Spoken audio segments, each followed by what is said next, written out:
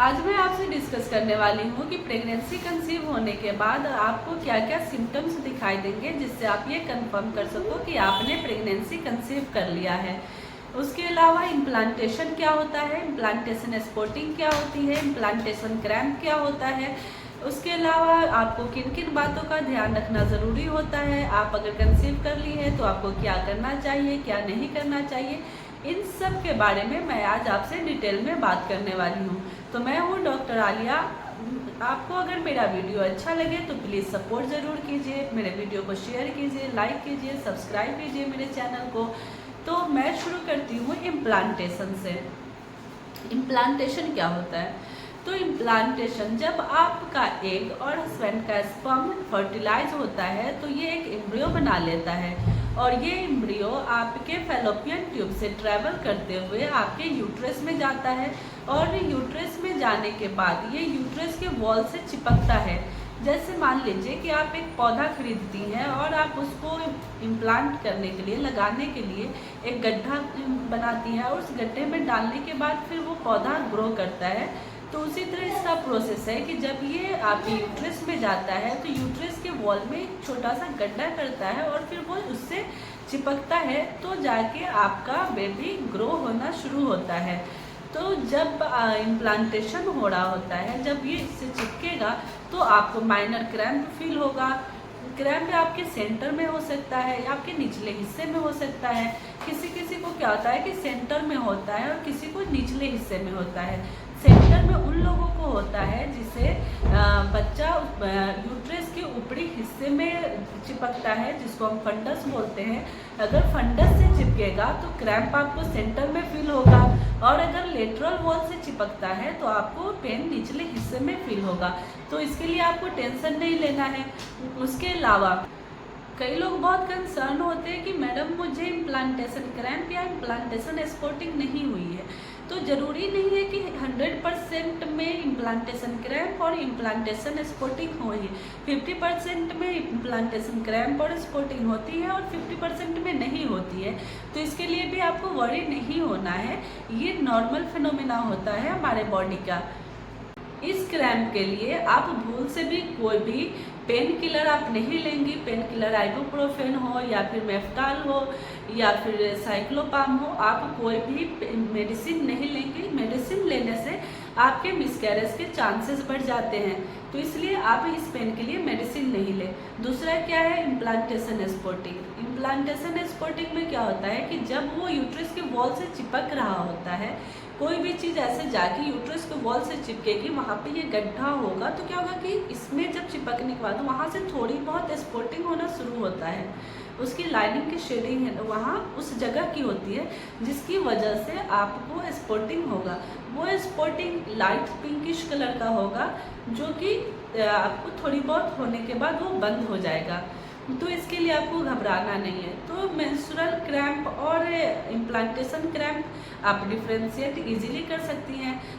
जो implantation cramp होता है वो ज़्यादा देर के लिए नहीं होता है, 1 से 2 घंटे के लिए होता है और 1 से 2 दिन के लिए होता है। उसके बाद ये अपने आप ख़त्म हो जाता है। आपको इम्प्लांटेशन क्रैम्प कब फील होगा? तो क्या होगा कि किसी का साइकिल 28 डेज़ का होता है, किसी का 30 डेज़ का होता है, किसी का 35 डेज़ का होता है। तो जब आपका अगर 28 डेज़ का अगर आपका पीरियड है, साइकिल है, तो आपको ओव्यूलेशन 14 डेज़ पे होगा।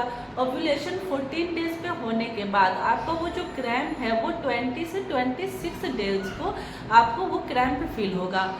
उसके अलावा क्या होता है कि आप डे कैसे काउंट करती हैं? पीरियड जब आता है, जब आपका पहला पीरियड आता है, पीरियड का पहला दिन होता है, वो आपका डे 1 होता है।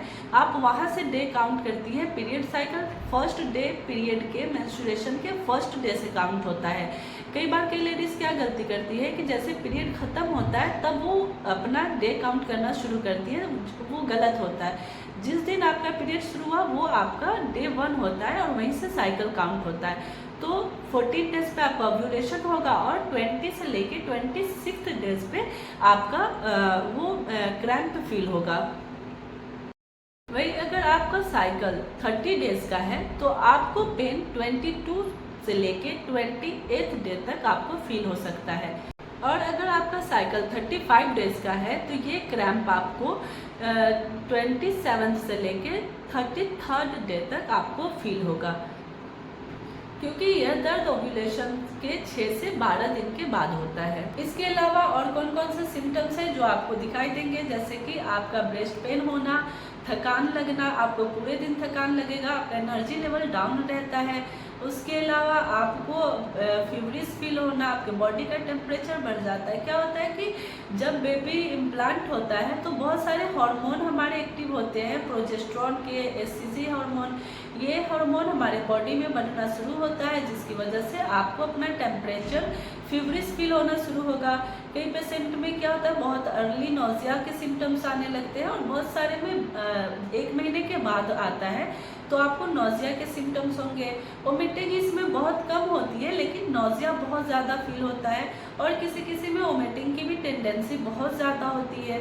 लेकिन जनरली क्या होता है कि किसी में अर्ली साइन होता है नोजिया और किसी में लेट साइन होता है, किसी को 1 महीने के बाद होता है। इसका और भी सिम्टम्स है, जैसे कॉन्स्टिपेशन हो जाना, किसी को लूज स्टूल होना, किसी में मूड स्विंग्स बहुत ज़्यादा होता है, चिड़चिड़ापन रहना, छोटी छोटी बातों पे गुस्सा आना, और कई पेशेंट में क्या होता है उसका टेस्ट चेंज हो जाना। क्या होता है कि कई बार नॉर्मल जो खाना होता है, जैसे रोटी, चावल, दाल जो हम खा रहे होते हैं, उसका टेस्ट भी हमें अच्छा नहीं लगता है, उसके स्मेल से भी हमें नोजिया फील होने लगती है। तो ये पीरियड बहुत ज़्यादा सेंसेशन इस दौरान होता है, क्योंकि क्या होगा कि हमारा हार्मोन, उसमें हार्मोन का लेवल बढ़ रहा होता है, जिसकी वजह से हमारा टेस्ट भी चेंज हो जाता है, मूड स्विंग्स होना, ये सब नॉर्मल फिनोमेना है जो कि उस दौरान थोड़ा सा टॉलरेट करना मुश्किल होता है। डिफरेंशिएट कैसे कर पाएंगे कि आपको पीरियड पेन है या फिर प्रेगनेंसी का इम्प्लांटेशन क्रैम्प है। तो इसमें सबसे पहले क्या होता है कि जो पीरियड वाला पेन होता है वो बहुत सिग्निफिकेंट होता है, और जो इम्प्लांटेशन वाला पेन होता है इसमें सिर्फ आपको टिंगलिंग सेंसेशन हो सकता है, प्रिकिंग सेंसेशन हो सकता है या खिंचाव होगा। जबकि पीरियड वाला जो क्रैम्प होता है वो सिग्निफिकेंट होता है, वो ज़्यादा होता है, स्ट्रॉन्ग पेन होता है।